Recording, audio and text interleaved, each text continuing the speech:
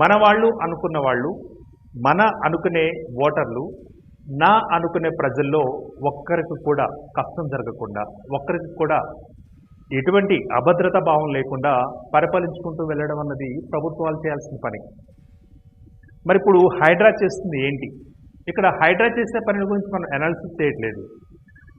హైడ్రా చేసిన పని తర్వాత ఎవరైతే బాధితులుగా మిగులుతున్నారో వారి ఆవేదనను వ్యక్తం చేసేందుకు ఈ ఎపిసోడ్ మేము చేస్తున్నాం అన్నది మేము చెప్పే మాట. ప్రజలు ఏమనుకుంటున్నారు, వారికి మనోభిష్టం ఏంటి? అన్ని అనుమతులు మాకు ఇచ్చారు, అధికారులు మాకు ఇచ్చిన తర్వాతే మేము కట్టుకున్నాము అని వారు అంటున్నారు. అదేంటో హైడ్రా అటుగా వచ్చేసేసి ఒక ఇంటూ మార్కు పెట్టేసి వెళ్ళగానే ఇదంతా మనకు గుర్తుకొస్తుంటే, గతంలో ఓ స్త్రీ రేపురా అని చెప్పేసి ఒక ఇంటి మీద రాయడం, అదే ఒక గోడ మీద రాయడం, ఒక ఇంటి డోర్ మీద రాయడం, ఇట్లా చూసుకుంటూ వెళ్ళాం మనం. సేమ్ అదే పద్ధతిలో ఇక్కడ కూడా ఓ స్త్రీ రేపురా ఆ టైప్లో హైడ్రా అధికారులు వచ్చేసి ఇంటూ మార్కు వేసుకుని వెళుతున్నారు. అది వేసిన మరుక్షణం కానీ మరుసటి రోజు కానీ బుల్డోజర్లు వచ్చేసేసి లేపేస్తున్నాయి. ఇది జరుగుతుంది. సరే, చట్టం తన పని తన చేసుకుపోతుంది, హైడ్రా కూడా చేస్తుంది, రైట్, ఓకే. రంగనాథ్ గారికి కూడా సెల్యూట్ చేద్దాం. రేవంత్ మన ప్రభుత్వానికి కూడా మనం ఆశీర్వదిద్దాం, ఆయనకి మంచి జరగాలనే మనం కోరుకుందాం. కానీ బాధితులుగా మిగులుతున్న వారి యొక్క బాధను పట్టించుకునేది ఎవరు? ఆ నాదుడు ఎవరు? అనాథలుగా మిగులుతున్న ఇటువంటి వారిని, వీరికి జరిగిన నష్టాన్ని పూడ్చే ప్రయత్నం ఏమన్నా చేసే ప్రయత్నం చేస్తుందా ప్రభుత్వం? లేదా ప్రభుత్వం చేత నియమించబడ్డ ఏజెన్సీ అదే హైడ్రా ఒకవేళ కోర్టు ఏమన్నా అక్షంతలు వేసే అవకాశం ఉందా అనుకున్న క్షణాలు కూడా ఉన్నాయి. కొంతమంది ఆవేదన వ్యక్తం చేస్తున్నారు.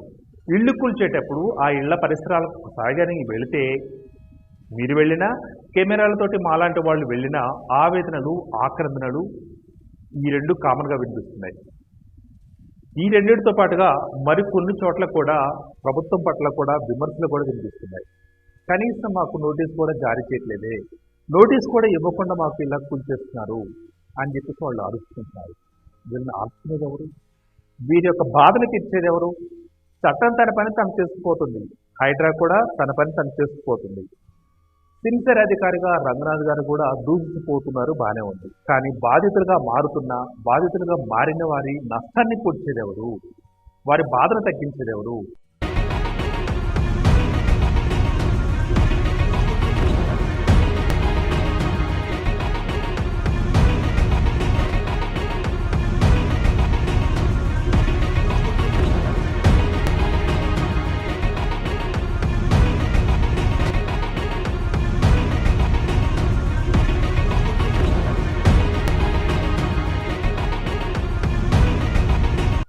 వాళ్ళ ఇళ్లలో పిల్ల పెళ్లిళ్ళు కానీ కొడుకు పెళ్లిళ్ళు కానీ వాయిదాలు వేసుకుని కూడా అదే డబ్బులతోటి అద్దెళ్లలో ఉండలేక ఆ డబ్బులతోటి కొంత ఇల్లు కట్టుకుని ఉంటే, ఈ క్రమంలో కొంతమంది రాబందులుగా ఉన్న వాళ్ళు కానీ లేకపోతే మధ్యవర్తులు కానీ దీన్ని మభ్య పెట్టి buffer zone, flood tank level, FCL level ఇవేం తెలియనికుండా అంటగట్టేశారు.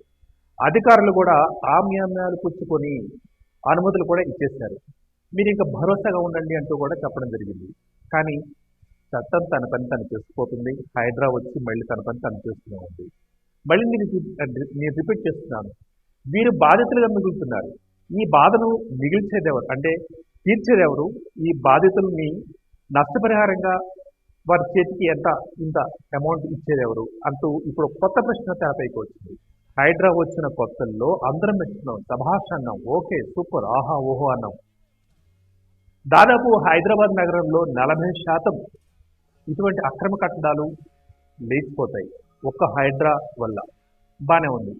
కానీ హైడ్రా నడుస్తున్న క్రమంలో అనుమతులన్నీ కూడా ఉన్నాయి మహాప్రభు, మా ఇల్లు ఎందుకు కూలుస్తున్నారు అంటే ప్రశ్న మాత్రం సమాధానం దొరకడం లేదు.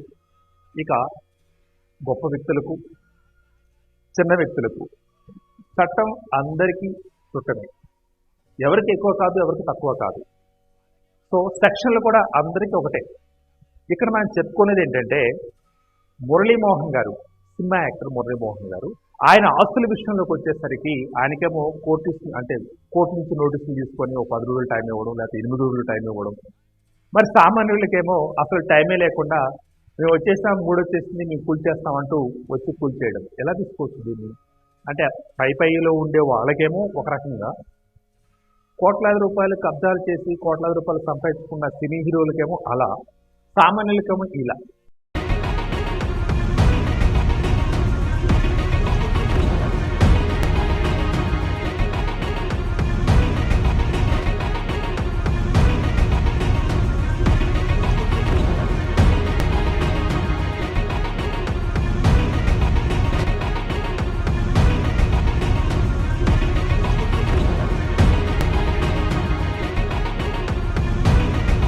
నిన్న మొన్న అంతకుముందు వర్షాలు పడుతూ ఉన్నాయి. వర్షంలో కూడా డ్రామా, అదే మన హైడ్రా ఆ ప్రదేశానికి వెళ్ళిపోయి నిలువున కూల్చి పడేసింది.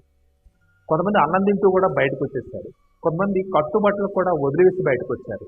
మరి కొంతమంది బయటకు వచ్చిన తర్వాత ఆ పట్టాలు వేసుకొని ఆ పట్టాల కింద ఆ వర్షానికి బాధితులుగా మారిపోయి అయ్యో మహాప్రభు ఇదంతా ఏంటి అంటారు. ఇంత అవసరం అంటారా? ఒక మంచి పని చేసేటప్పుడు, ఒక మంచి పని చేయాలి అనుకున్నప్పుడు కొంత నష్టం జరుగుతుంది, ఓకే. ఆ నష్టాన్ని ఎవరు పూడ్చాలి? ప్రభుత్వమే కదా. మనం ఎంపిక చేసుకున్న ప్రభుత్వమే కదా. మన ప్రభుత్వం మనల్ని కాపాడాలి. మన ప్రభుత్వం మనల్ని ఒకవేళ తప్పు చేస్తే ఇది తప్పు అని చెప్పినప్పుడు ఒప్పు కూడా ఏంటో చెప్పాలి కదా. ఒక వ్యక్తి తప్పు చేసినప్పుడు ఆ తప్పుకి ఒప్పు ఏంటో కూడా చెప్పాలి. ఓకే, అక్రమార్కులంటూ, లేకపోతే కబ్జాకోరులంటూ, చెరువులను ఆక్రమించారంటూ, చెరువులను చెరిచారు అంటూ ఎవరైతే ఉంటారో వాళ్ళ విషయంలో ఓకే.